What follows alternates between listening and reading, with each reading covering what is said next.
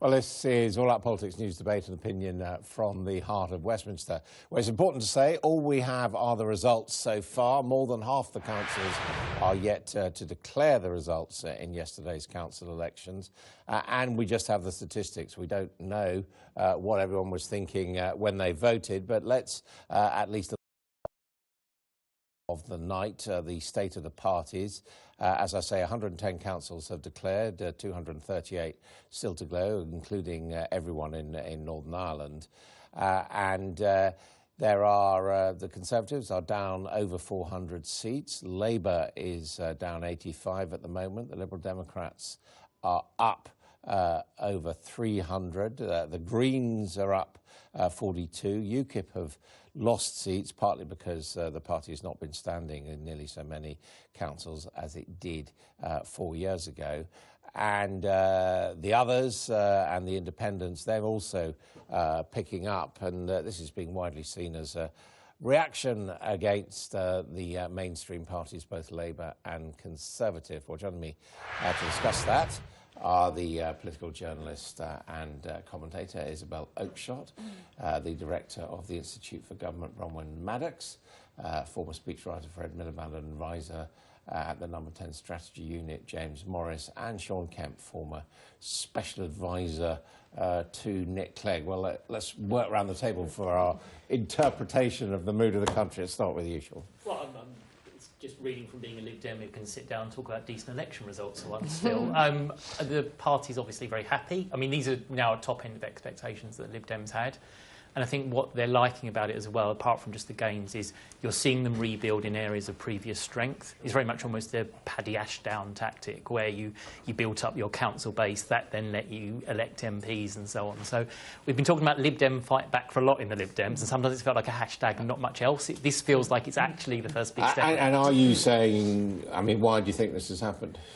I think because they've got a clarity of message on Brexit. You can't deny that. If you look at Labour and the Tories, I think they look muddled on Brexit for different reasons.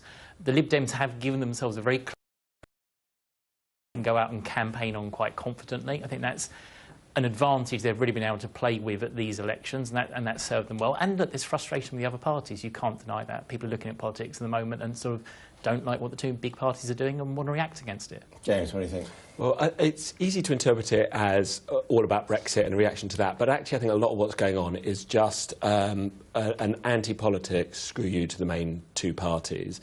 If you look at the Liberal Democrat results, they've actually done really well in Leave areas as well as Remain areas, and the independents have gone up significantly. So it's hard to interpret those as a clear mandate either for a stronger Leave position or a stronger Remain position. Quite a lot of people on the Labour side are tweeting, actually, the second issue is it's all about Jeremy Corbyn, and people don't like Jeremy Corbyn. Well, so Labour have lost seats in this cycle at every local election, bar one, since 1995. Jeremy Corbyn really should be turning that rather than continuing the tradition. So it is a very disappointing night for the Labour Party. He's 9 points behind Theresa May as best Prime Minister at a time when her own cabinet don't think she's much of a Prime Minister. So there is, and the Conservative Party are confronting their leadership issue. The Labour Party are pushing it in the margins, and partly because the party itself is more galvanised around Brexit than leadership at the moment. That might change, because you can't have a strong position without a strong leader. And I think the message from today is not so much more Brexit or less Brexit, but strong leadership and clarity of position. The Lib Dems have that, Change UK has that, the Labour Party don't, the Conservative Party don't. Brexit Party absolutely does. And those parties with strong positions, Brexit, Remain, are in strong position. Isabel. In which case you would wonder why UKIP has done so badly, and the reason partly, as you touched upon, is because they haven't fielded as many candidates. Why haven't they done that? Because they've hemorrhaged money. They are no longer a credible political offering. What is, of course, significant. Well, I've certainly studied the party quite closely, if not supported it. What's remarkable, well, will be remarkable to see, is where that support goes in the European elections, because, of course, the Brexit Party did not field candidates for these local elections, and I think we'll see something quite different then. What do you think, I mean, can you trace a pattern in terms of the change of mood in these results? I think you absolutely can. I would agree with what everybody else has said so far. It's sort of a plague on both your houses in terms of the two main parties, and a feeling that neither the Conservatives nor Labour have a particularly clear position on Brexit. And you suggested that the Tory party is confronting its leadership issue. Well, it isn't. It's talking a lot about it, but, you know, week after week we go on, we still have Prime Minister Theresa May, and I think people are immensely frustrated, and they've looked down their ballot paper and have just put it either many people have actually spoilt their ballot papers, or they've put a cross in anything that isn't the Conservatives or the Labour Party at this point. Now, of course, we should say that turnout for the local elections looks to have been just above 30%, which is pretty typical for local elections, not what happened in these local elections 4 years ago.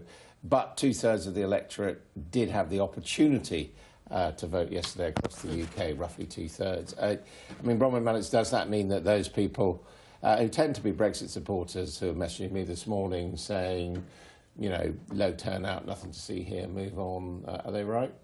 No, I don't think they are. I think this is a typical turnout, as you said, for local elections. What happened 4 years ago was that it coincided with the general election, which has a much higher turnout, so it got the benefit of that. People just had to reach for another bit of paper and tick on that. So I don't, no, I wouldn't say that. I think what the interest to me is what has happened to the Labour vote. Obviously, some of the Labour Remain voters may well have gone to the Lib Dems, but the Labour trying to express frustration at the party's lack of clarity on its message may well have gone to these independents, and we're going to get a second shot at what that means in the European Parliament elections, I think, much more clearly. Although, you know, it should be said that, you know, net losses of 85, given the number of seats standing, I mean, it's not a rout, is it? It's not a rout. It's not a rout, and we should say what's happening to the Conservatives is not a surprise, but the Labour one, while not a rout, is more of a surprise, because they had been hoping, you know, to do much better than that. Capitalising on the Conservatives' disarray over Brexit. But so it's when their own disarray or their own lack of, you know, their studied ambiguity on Brexit is really coming home to them, it seems to me. Well, that, of course, is what the National Executive decided for this week, but we have got these, supposedly the final round of the talks with the Conservatives next week for the Labour Party. I mean, do you think that, you know, just to get this whole thing out of the way, we could see Mr Corbyn and Mrs May saying, oh, for God's sake, let's just get this over the line so we can move on? Well, in some ways, it's in both their interests to do so. Either way, they need to take a strong leadership position. John McDonnell this morning seemed to draw that lesson. He said, what we need to do is get on with it. Someone asked him what he meant by that. He said, whichever way.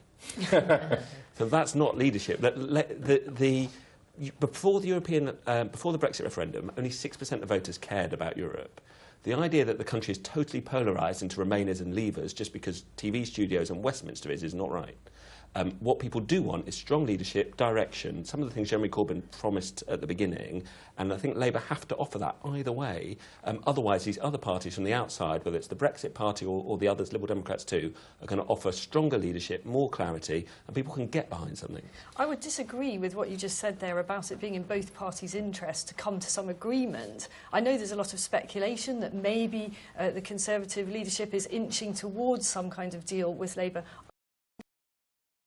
Interest at all to agree anything with Theresa May. I think it's in their interest to look like they're trying really hard and at the last minute pull the plug, because what Labour really wants, of course, is a general election, though based on last night's results, be careful what you wish for. If there were to be an agreement, could the Lib Dems stop it? Could the Lib Dems stop it in Parliament? I don't think they quite have enough MPs really to do that. Well, no, but I mean in terms of, you know, building a coalition to stop it, or...